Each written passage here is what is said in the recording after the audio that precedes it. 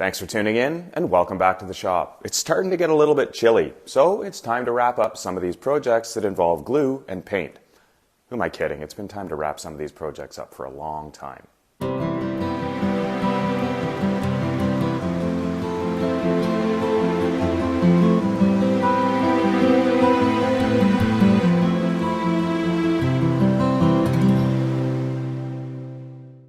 Let's take a look at some of the projects that are halfway done, see what we can wrap up. For starters, I've taken the box off the truck. The box is now on the hoist so that we can get the roof panel on. The roof panel is on the back of the truck, so I can trim the roof panel to the size that it needs to be before we put it on.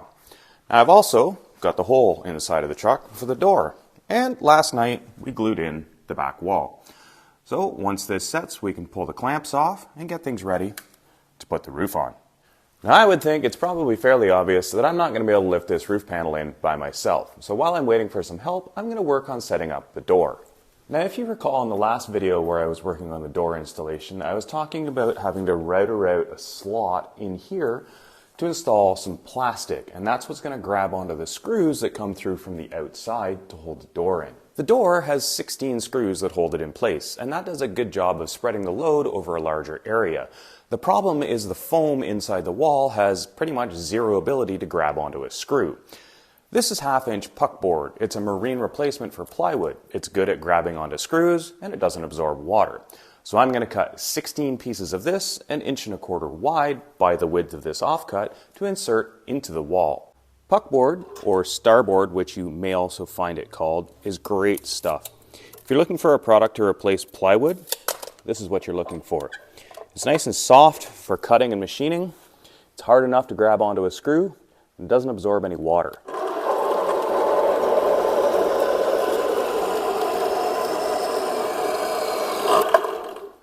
This is the perfect application for it.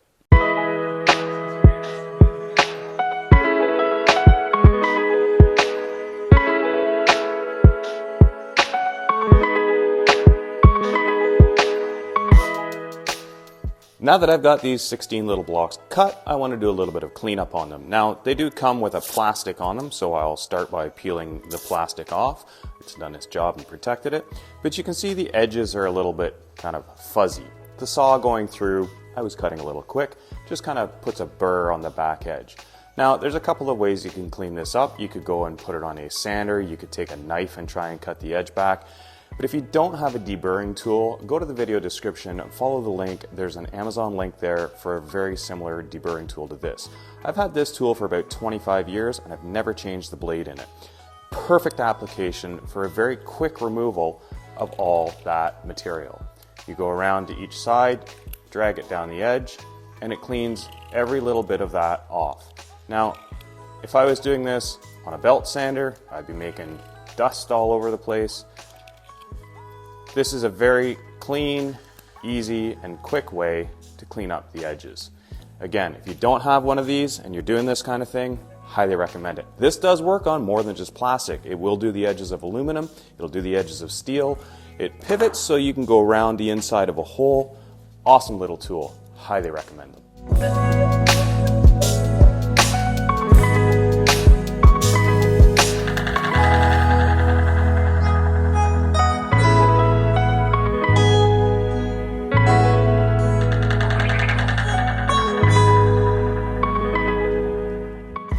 With all the plastic blocks now cut, it's time to router the slot into the wall. And if you recall, in the video where I was installing the door, I was waiting for some router bits. They've arrived, and what I've ordered is a 1/4 inch shank, 1/2 inch bit that's 1 inch long. But before I can just go and plunge these into the side of the wall, I need to make a jig for the router. Now, because it's likely I'll only be doing this once, I've just stuck some scrap wood together in the same sort of style that we used when we routed the edges off these panels. I've taken a piece of 1/2 inch plywood, covered it in tape, and screwed some 2x4s to it at the width of a wall panel, plus a couple extra pieces of tape just to give me some play. I've also gone ahead and marked out where the pieces of plastic are going to get inserted into the wall. The exact position is not super critical because obviously this is much larger than the screw that's going into it, but I do want to get them roughly in the right area. I've also marked on here not only where the plastic block will go, but an offset marking for where the edge of my router table is. So the idea being that this will slip onto the wall, and I can line up this top mark with the top edge of the table, and that lines up the router with the top of the slot. As I move down, I'll end up at a bottom mark, which is the bottom of the slot, hopefully. Well, this is pretty much guaranteed to be really noisy and really messy. Hopefully it works really well. I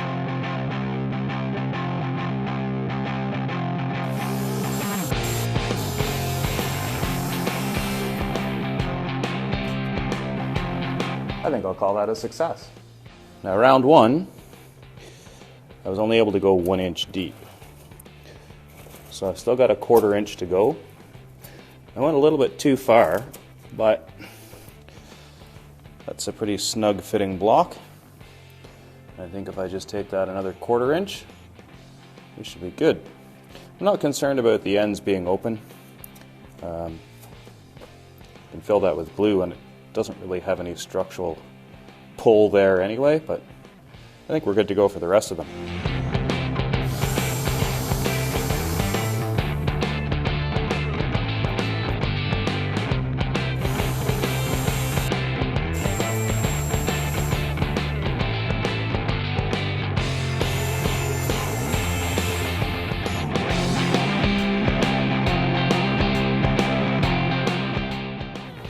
Well, I would say, other than the mess everywhere, that worked quite well. Now I've got to go around and make all of those slots a 1/4 inch deeper. That's easy because I can just drop the router a 1/4 inch deeper and go over the same thing again.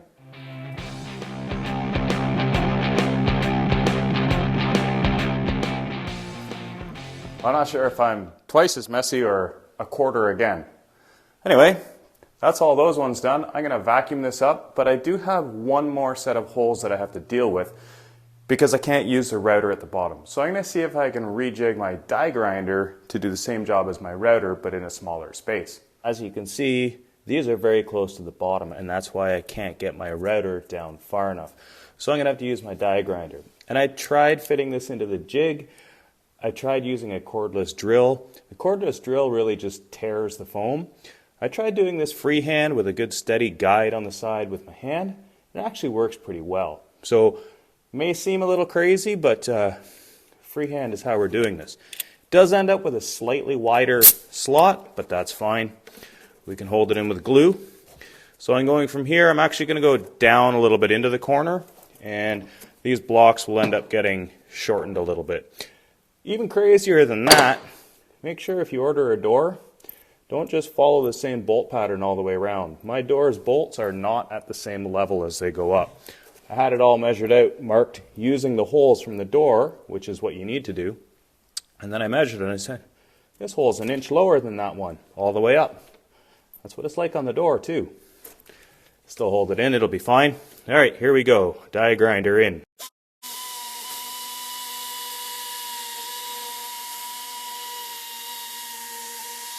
So that should be a pretty decent pocket. A little bit sloppier in snugness than the others, but that's not going to matter. I'll trim this block to fit, and I'll do the same thing on the other side. I'm glad this is just foam, not fiberglass. This stuff cleans off easy, doesn't really stick to anything, and it's not itchy.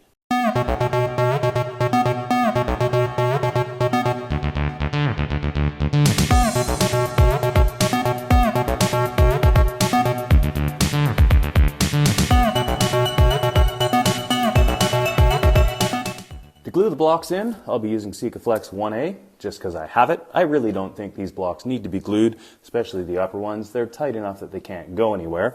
Once the door is installed, they can't fall out, and they can't really rattle around when there's a screw holding it in. But nonetheless, we'll throw some Sika Flex on there. Plan here, we can turn the caulking gun up for this stuff. Nothing accurate. Just going to throw a bunch of Sika Flex in here. And then throw one of the blocks in.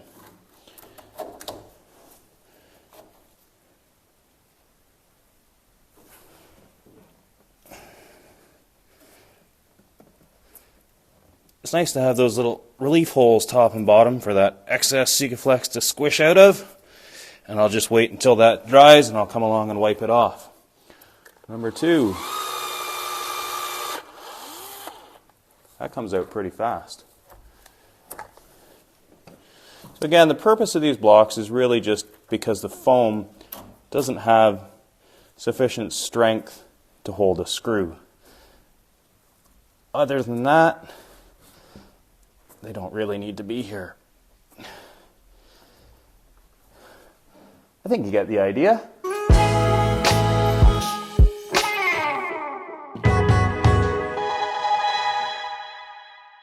Well, that's it for gluing the blocks in. I just got to let the glue dry, and then I can fit the door in, drill the holes, and seal it up. Well, there you go. I guess if you don't have a router, you can use a die grinder and a steady hand. Now, obviously, the router is going to do a better job. It's a much tighter fit, but in a pinch, a die grinder and a router bit will do. If you're looking for 1/2-inch router bits to throw in your die grinder or in your router, I'll throw a link in the video description where you can get a set of the ones that I used. Hey, check out what we got done last night. There's a roof up there. Really wasn't that hard. Picked it up with a couple people, put it onto the rollers, and slid it back into place. All in all, probably took about 2 minutes once we were set up and ready to go. Now that means it's time to do a dry fit for the roof. I have done a trim down the side. I've radiused the corners so everything should fit, but now it's time to find out if it does fit. What I've got to do here is remove these pipes that I have up top, because that's what's holding the roof up above the walls. If I take one pipe out, maybe 2, I can drop the back end down. I just have that clamp up there right now to stop this from rolling off the back. Once the back end is dropped down, I can take the last pipe out, take the clamp out of the front, and drop the front end down. At least that's the plan.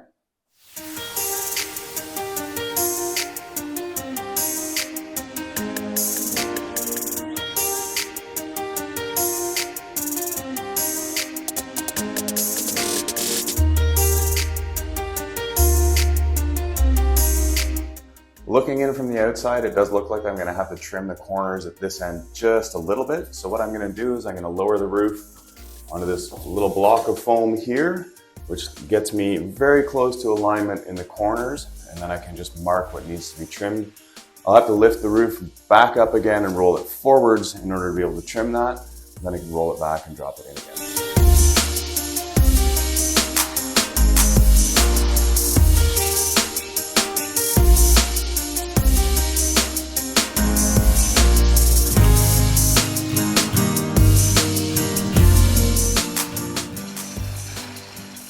Just a little skim off the front in this corner. That should do it. Let's give it another try. Fingers crossed.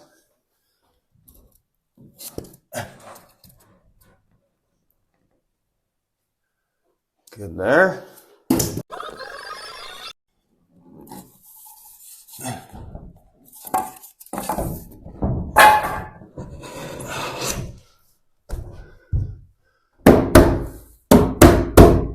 There we go. One roof. Here's what it looks like up top. Now obviously I still have to glue it down, but it fits. Now before I go and lift this roof panel back up again, I do want to take tape and go all the way around the ceiling panel edge and the wall panel edge.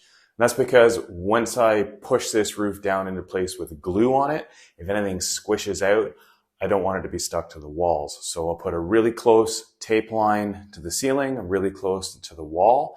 And anything that does come through, I can wipe off. And then once I peel the tape, I'll have a nice clean seam.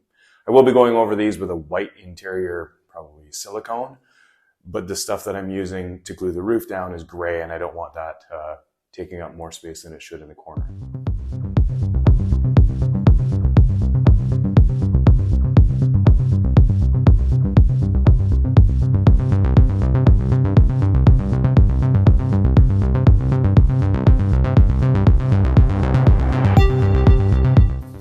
Actually, I'm just going to tape the ceiling right now, and then once I've lifted the ceiling back up, I'll tape along the walls. That way the tape won't be fighting me trying to stick to the ceiling while I'm taping along the top of the wall. Now, I do want to stop for a moment and thank everyone who's been following the links in the video descriptions and purchasing things on Amazon. It makes a really small difference, and that allows me to make really small differences in the quality of the videos. Right now I'm wearing a lapel mic and you can't tell how echoey it really is in here, and I promise you there's no editing difference there. That is microphone on the camera versus a lapel mic. So thanks to you for making these videos better.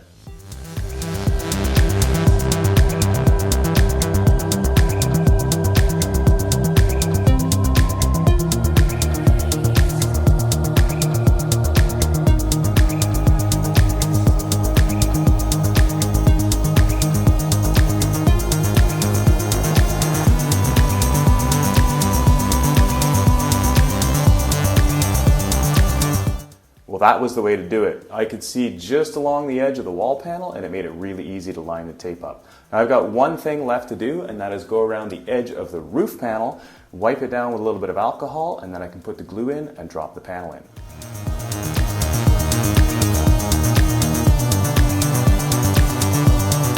Now you may not think that that's a very important step, but I just wanted to come out here where the light is a bit brighter to show you the amount of dirt that came off when I did that. I don't think that's a step that you want to be skipping. Just make sure that the light's actually catching that. That panel looked clean. To bond the roof down, I'm using 3 tubes of adhesive. I'm placing 1 bead on the middle of the top of the wall panel and 1 on the aluminum about 1 inch up. I'll do another seal on the outside after the adhesive cures. After everything is set, there will be a piece of aluminum T-slot placed on top of the panel all the way down each side. Well, I gotta say, that wasn't as bad as I thought it was going to be. The roof is down. Now there is one tool that I was not expecting to use as much as I have been, and that's these suction cups. You saw me pulling down on the roof to make sure that everything was bedded, and I've got this one spot that was staying a little bit high. Suction cup on the roof, suction cup on the wall. I've got a big clamp on 2 flat surfaces. Highly recommend you grab a set of those if this is something you're going to be doing. I'd love to go inside right now and sit down and have a break, but there's a door out there and it's taunting me. One door. And by the way, if you're doing this, I highly recommend that you take the keys and make sure you have them on the outside before you start putting the door in. Now, I'm just starting by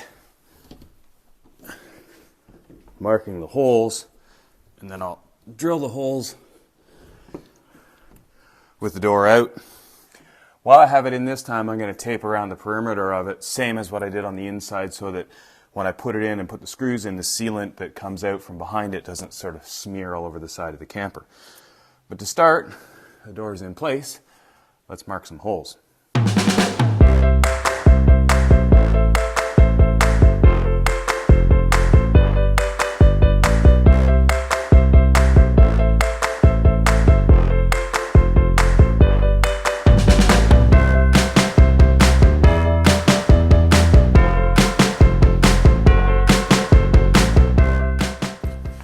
Doors dry fit. I've got the holes marked. I haven't drilled them. I'm going to take the door out to drill them.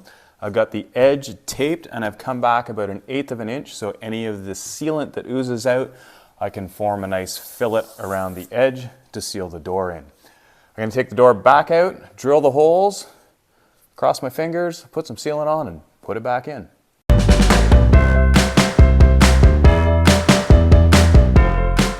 All right, I've done dry fit of the door. I'm going to put a small bead of a white polyurethane adhesive sealant just along the edge of the screw holes. Put the door in, snug it down. Anywhere where the sealant squishes out, good. Anywhere it doesn't, I'm going to do a second seal around the outside. I have dry fit the door a couple of times, so we should be good. All the screw holes line up. Now it's just a matter of how much of this can I get on here and not get on me. Let's see what happens. I've got a very small hole in the end, probably just under 1/8, 3 millimeters, 2.5 maybe. And I've slowed the caulking gun way down. I'm going to start at the top because I've got to get close in.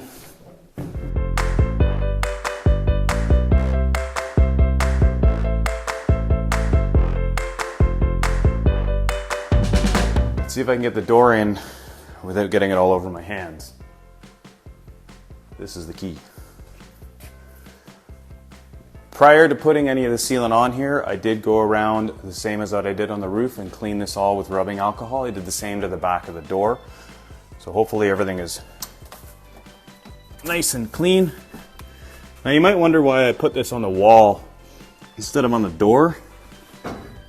I wondered myself, but my main reason is where my hands are right now.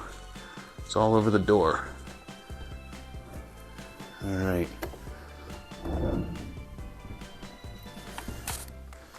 On the bottom, it's got to go a little bit forwards.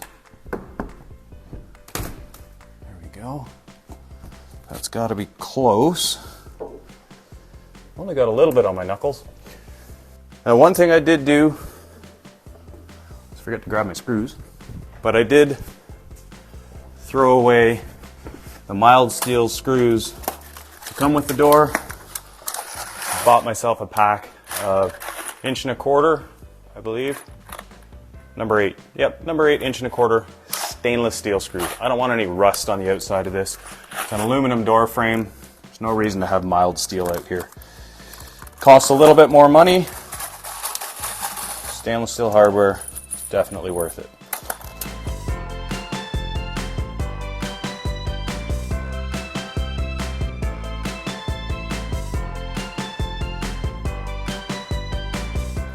Also important to note that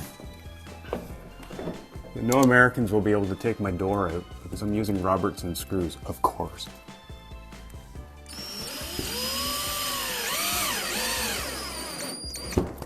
So you've been warned, Americans. If you want to steal my door, you need a square bit.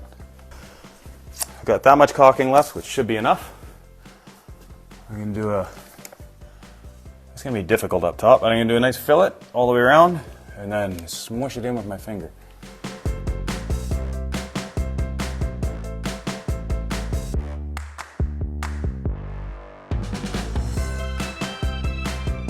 All right, here we go. A little bit more close up so you can see a nice fillet around the outside edge. We've got the screws all in there, all the way up. So now I can peel the tape off and I should have a nice finished edge around there. I'm going to let the glue start to cure just a little bit to skin over so that it doesn't stick to everything when I'm peeling the tape off. And that's it. Hope you enjoyed that video. Don't forget to hit subscribe. Come back next time. Thanks for watching and we'll see you then.